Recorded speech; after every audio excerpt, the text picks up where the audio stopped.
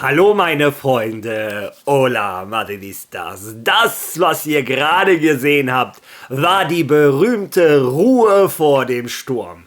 Denn heute ist Spieltag. Und es ist nicht irgendein Spieltag, es ist Derby-Tag. Heute um 16:15 Uhr trifft Real Madrid im Wanda Metropolitano auf unseren Stadtrivalen Atletico Madrid. Der erste richtige Prüfstein für das Real Madrid von Xabi Alonso. Heute in dem Video reden wir natürlich über das Spiel. Wir schauen uns die Kaderliste an. Wir schauen uns das Abschlusstraining an. Wir schauen uns die erwarteten Aufstellungen an. Und zu guter Letzt mache ich natürlich auch die Aufstellung, die ich heute wählen würde, wenn ich Trainer von Real Madrid wäre. Aber dann unterhalten wir uns in diesem Video auch noch über einen großen Sieg von der Institution Real Madrid. Der Europäische Gerichtshof hat Real Madrid Recht gegeben, nach fast 30 Jahren. Und die Stadt Madrid muss an Real Madrid 23 Millionen Euro überweisen. Was da los war, erkläre ich euch in diesem Video. Viel Spaß dabei.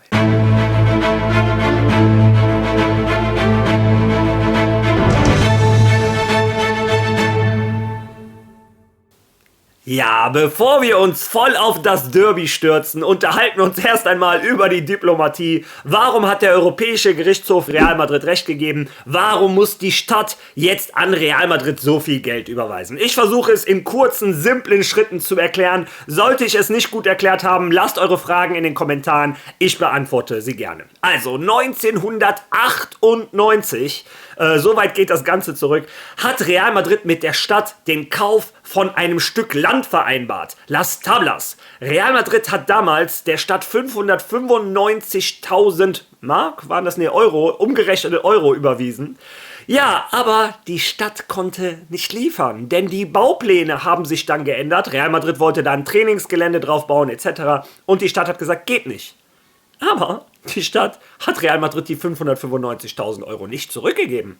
Und dann im Jahr 2011, also wir reden hier über 13, 14 Jahre später, war immer noch keine Einigung gefunden. Die Stadt schuldete Real Madrid immer noch das Geld. Und dann hat die Stadt gesagt, wartet, anstatt dass wir euch das Geld geben, in der Zeit, zu dem Zeitpunkt, 13, 14 Jahre später, mit Zinsen, reden wir locker über 1 Million, fast sogar 2 Millionen Euro. Da hat die Stadt gesagt, wir verkaufen euch diese 2, 3 Stücke Land waren das. Unter anderem war Las Tablas doch wieder dabei, das hatte sich inzwischen wieder geändert. Und weil die Stadt klar Schiff machen wollte und keine Anzeigen von Madrid bekommen wollte etc. pp., hat die Stadt Madrid 2 Grundstücke, wenn ich mich nicht täusche, angeboten und gesagt, die sind 22 Millionen Euro wert, damit sind wir auf jeden Fall klar Schiff. Madrid hat gesagt, alles klar. Dann hat sich die Europäische Kommission eingemischt und gesagt, weiß ich nicht, dieses Stück Land ist nicht 22 Millionen wert, sondern 4 Millionen. Also sagt die Europäische Union hat gesagt, Madrid wollte Real Madrid bevorzugen mit diesem Deal. Real Madrid hat gesagt, nee, das ist 22 Millionen Euro wert. Das haben wir von verschiedenen Leuten bewerten lassen. Wir lassen uns ja nicht abziehen etc. Aber die Europäische Union hat dann Real Madrid gezwungen, an die Stadt 18 Millionen Euro zu überweisen. Ja, und Real Madrid ist direkt vor Gericht gezogen und hat gesagt, das kann nicht sein, wir haben das bewerten lassen, etc. Ja, und dann ging es hin und her. Real Madrid hat zum ersten Mal 2016, glaube ich, war das vor der Europäischen Union Recht bekommen, dass der Fall nochmal verhandelt werden musste, dass nochmal Experten dahin geschickt wurden, um den Wert zu ermitteln, etc. Und jetzt mache ich es kurz. Real Madrid hat gestern öffentlich endlich von der Europäischen Union Recht bekommen. Die Stadt muss Real Madrid diese 18,7, 18,4 Millionen Euro plus Zinsen überweisen. Das heißt, die Stadt Madrid überweist Real Madrid jetzt irgendwann 23 Millionen Euro. Es sei denn, es dauert wieder 12, 13 Jahre. Mal schauen, welches Stück Land die Stadt Real Madrid dann anbietet. Naja, wie dem auch sei, ein bisschen kompliziert. Im Endeffekt, die Europäische Union hat klargestellt, Real Madrid hat nie irgendetwas gemacht, was shady ist. Die Stadt auch nicht. Die haben einen Deal gefunden und Real Madrid ja, hat das auch nochmal in ihrem offiziellen Schreiben bestätigt. Es wurde nochmal bestätigt, diese ganzen Vorwürfe, die uns im Laufe der Jahre gemacht wurden, die Stadt hätte Madrid bevorzugt, alles absoluter Quatsch. Real Madrid hat damals auch die 18,4 Millionen direkt überwiesen. Ja, und dieser Nachteil, den hatte Madrid natürlich jetzt jahrelang in den Büchern, aber der sollte jetzt endlich schnell behoben werden. Ja, wie dem auch sei, das war die Frage, wieso die Europäische Union Real Madrid recht gegeben hat. Und jetzt stürzen wir uns auf das Derby. Fangen wir da erstmal mit der Kaderliste von Real Madrid an. Wenn wir da drauf schauen, sehen wir, eigentlich hat Xabi Alonso alle Spieler zur Verfügung, bis auf in der Abwehr. Da fehlt logischerweise immer noch ein Trent Alexander-Arnold, ein Antonio Rüdiger und ein Ferland Mendy, sind alle noch verletzungsbedingt nicht dabei. Der Rest ist aber da. Xabi Alonso kann im Sturm und im Mittelfeld aus dem Vollen schöpfen. In der Abwehr hat er nicht allzu viele Alternativen, aber die Alternativen, die er hat, sind saugut. Also Real Madrid wird heute eine Top-Aufstellung hinkriegen. Die erwarteten Aufstellungen, die schauen wir uns auch gleich an, aber Real Madrid hat gestern gegönnt. Und zwar haben sie die Trainingssession etwas länger gezeigt. Ich habe fast 2 Minuten Training für euch und für die Arda Güler und Franco Mastantuono-Liebhaber, aber auch für die Jude Bellingham-Liebhaber ist dieses Training verdammt interessant. Die drei kämpfen ja mehr oder weniger um den Spot. Und für die Franco-Liebhaber, schaut mal auf Sekunde 23, der Fallrückzieher von Franco Mastantuono. Oder Arda Güler hat nicht nur das Siegtor gemacht, ihr hört gleich, wie das gefeiert wird, sondern in der Minute, 1 Minute 10, die Bewegung, die Arda Güler da macht, hoho, schaut es euch alles an. Es ist eines der interessantesten Trainings, was ich seit langem gesehen habe.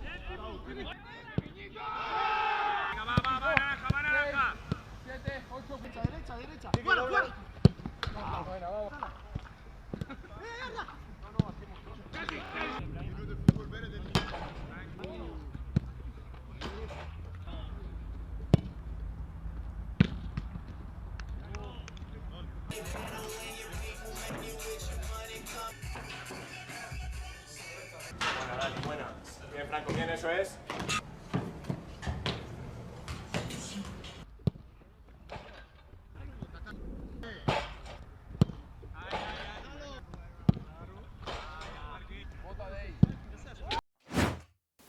Ja, wie ihr seht, ich habe nicht zu viel versprochen. Der Fallrückzieher von Franco Mastantuono, pervers.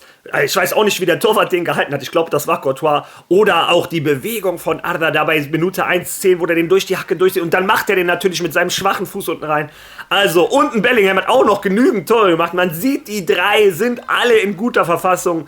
Ich bin gespannt, was Xabi Alonso am Ende wählt. Und ihr kennt das, in den spanischen Zeitungen gibt es zu erwartende Aufstellungen. Schauen wir uns erstmal die erwartete Aufstellung von Atletico Madrid an. Wie ihr seht, Oblak im Tor, Lenglet und Lenormand in der Innenverteidigung, Hanko und Llorente rechts. Von diesen 4 finde ich Llorente über rechts am stärksten. Vini Junior hat da einen richtig harten Knochen, gegen den der arbeiten muss. Auch Hanko ist neu, kommt aus der niederländischen Liga, wenn ich mich nicht täusche. Mal schauen, wer gegen ihn spielt. Ich vermute Franco Mastantuono. Naja, im Mittelfeld Barrios und Koke. Ich glaube, da sollte Madrid den größten Vorteil sich erarbeiten, auf dem Papier haben. Schauen wir uns gleich an. Dann Nico González und Giuliano. Zwei sauschnelle, offensive Außenspieler. Madrid muss aufpassen. Und im Sturm Julián Álvarez und Antoine Griezmann oder Raspadori. Egal wer da spielt, Julián Álvarez ist der überragende Spieler, kommt gerade von einem Hattrick. Der Argentinier, da hat ein Eder Militão eine Menge zu tun oder auch ein Dienhausen. Naja, ich glaube trotz alledem, dass unsere Mannschaft überlegen ist. Denn das ist die erwartete Aufstellung von Real Madrid. Das ist, glaube ich, die Aufstellung, die fast jeder so erwartet. Courtois im Tor, Dienhausen, Militão in der Innenverteidigung, Dani Carvajal, Álvaro Carreras draußen, Tchouaméni in der Mitte, begleitet von einem Fede Valverde und einem Arda Güler und vorne den Dreiersturm, den wir inzwischen schon kennen, Franco Mastantuono, Vini Junior und vorne Kylian Mbappé. Ja, das ist die erwartete Aufstellung. Wenn das wirklich so kommt, dann kommt es sehr viel heute auf die Leistung von Álvaro Carreras und auch einem Dani Carvajal an. Die haben zwei sehr offensive Außenstürmer gegen sich. Da müssen sie die Abwehr gut zusammenhalten. Im Mittelfeld muss ein Tchouaméni, ein Valverde und ein Arda Güler das Mittelfeld für sich entscheiden. Das wird, glaube ich, sehr wichtig für den Verlauf des Spiels. Und vorne, wie gesagt, Vini hat einen harten Knochen mit einem Marcos Llorente. Rechts vorne ein Franco Mastantuono gegen einen Hanko. Das ist beide sehr körperbetont. Bin ich gespannt, wie das laufen würde.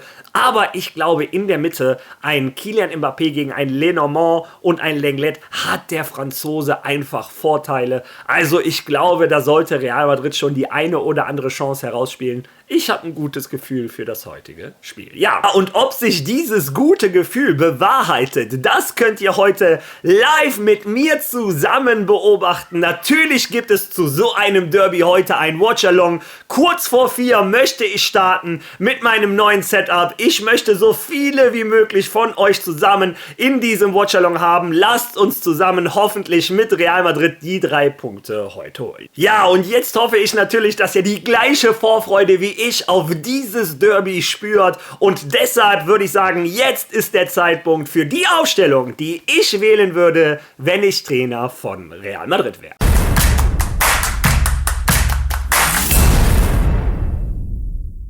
Ja, und wenn ich heute Trainer von Real Madrid wäre, würde ich mich etwas an den Gegner anpassen. Wir wissen, Atletico Madrid spielt mit zwei sehr offensiven Außenmittelfeldspielern, mit 2 Stürmern, also 4 offensive Kräfte.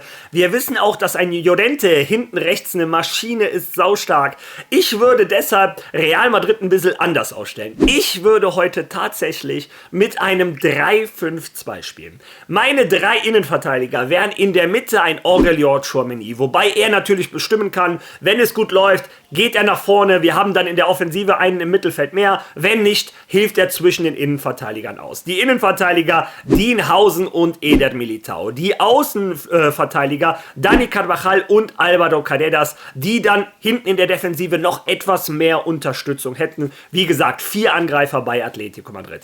Im Mittelfeld hat man dann zum einen logischerweise einen Fede Valverde, dann haben wir einen Arda Güler und dann haben wir einen Jude Bellingham. Mit den 3 sollten wir die Kontrolle im Mittelfeld auf jeden Fall haben und dadurch könnten wir vorne auch mit einem Doppelsturm spielen und der Doppelsturm wäre ein Kylian Mbappé und ein Vini Junior. Ein Vini wird ein bisschen diese Last genommen, sich gegen einen Llorente aufzureiben und ein Vini und ein Mbappé sind dadurch weiter im Zentrum und könnten ihre Schnelligkeit gegen die doch etwas langsame Innenverteidigung von Atletico Madrid, ja, rausspielen und zwar gegen ein Lenglet, gegen einen Lenormand, glaube ich, dass Real Madrid ganz klare Schnelligkeitsvorteile hat und daher würde ich mich heute für dieses 5-3-2, 3-5-2 entscheiden, wenn ich Trainer von Real Madrid wäre. Es kann natürlich sein, dass ihr sagt, Mario, komplett daneben, würde ich niemals so machen. Lasst eure Meinung zu meiner Aufstellung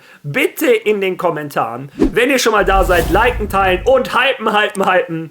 Wir sehen uns heute kurz vor 4 im Watchalong, da bin ich mir sicher. Wer keine Zeit hat, den sehe ich morgen bei der Analyse dieses Spiels. Also, bis dahin. A la Madrid!